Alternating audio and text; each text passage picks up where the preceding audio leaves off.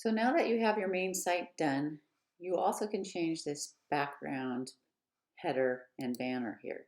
So if I hover my mouse over the banner, you'll notice that it will say header type. So there are different sizes. This is very large. This is smaller, smaller, and just the title. The title does not give you an image in the background. Generally, we start off with a banner, and once that default is there, we want to go to thinking about what kind of background do we want to have. So we can upload an image that we might have. Just make sure that it is rectangular and somewhat the same size and quality of this. But you can also just go to select image. There's a whole bunch of really nice types of banners in here that you can select. It will adjust the readability, so this might change the color here, but you can certainly just use any one of these. If you have an image in your drive, you can again search for images if you want to, but generally the gallery has a lot of really nice things. You can go all the way to the bottom here as well, and when you do that, you're going to see that there are even 4 more that you might want to select. So maybe if I'm a math teacher, I might want to use this one right here and select that. So that is how you change the banner. You do have the option of changing the themes. Notice that I have purple and I have blue here. I can change the theme or the color of this layer right here by going to this little area right here. Now this is called a section. Notice as I hover, I have a section here and a section here. I will not see one here because this is the banner. All I see is the trash can here. So if I hold on to this and I click and I drag, I can actually move. It's like stacks of pancakes. I can move information as long as they're in this section. These are called sections. Now I'm going to go ahead and click this and I'm going to move it. Watch the blue line. There's that blue line up there. When I release it, it goes there. When I click here, there are different things that I can pick. White, emphasis might be a gray, and then you can see this is blue. I can even put an image in here, which I rarely use. But if I don't like that blue-purple combination, I can go over here to themes, and you can see that there are 6 different themes with different colors. If I select Aristotle, you can see that the font has changed. There are 3 different kinds of font in each theme. So if I want bold, it's going to change the font here, the font here, the font here. And every single page that I add to my website, it's all going to have the same font. So if I go to level here, you can see that it's changing it.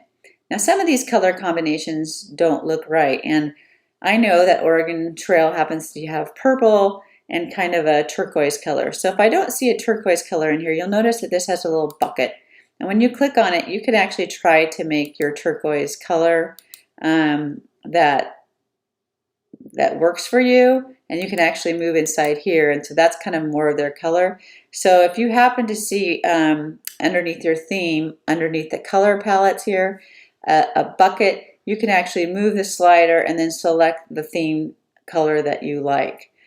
Again, this will be on every page. So if I go down here and I actually want to add something else to my website, I can do that by going to insert. I have a couple different things I can do. I can insert a text box, and you can see there's a text box here. If I want to have a emphasis color, I can do that. I can change headings, sizes if I want to.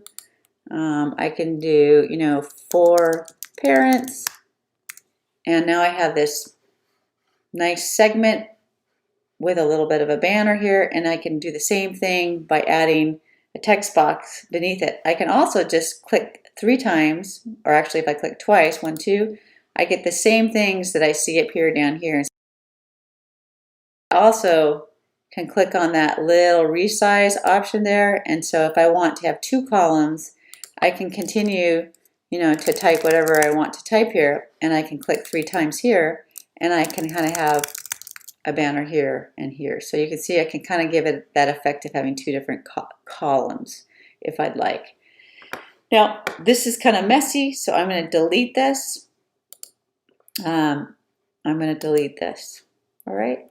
So right now I have the basics of what the district is asking me. I have the name of my website. I have a welcome page. I have my school banner. I have my name. where I am teaching and what I am teaching, a link to the North Clackamas School District. If you're secondary, you can keep this in here. If you are not secondary, you can just go ahead and highlight that and delete this. I'm just deleting it from my keyboard, pressing the delete key. And I also have my footer down here, which takes me to my school as well as North Clackamas School District. That will appear on every page. Once I have this done, and this is absolutely a must, nobody sees the new changes you've made unless you select publish. So if you select publish right now, people will see all these changes. If you forget to select publish, nobody will see new changes.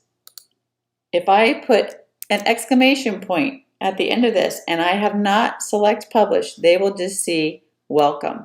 So you might see it, but they won't. So just remember, get in a habit, anytime you change anything on your website, select publish. All right?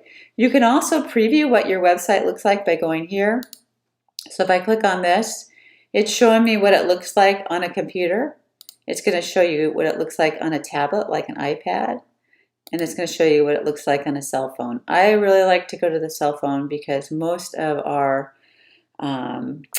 parents and students use their cell phone. When it goes to the cell phone view, it does change the navigation here, so all my pages will appear up here. All right, I can go back to the website here. Notice that my page is here, my page is here, and my page is here. Close that out, go to the X, it takes me back to the editing feature. So do remember to select the publish button.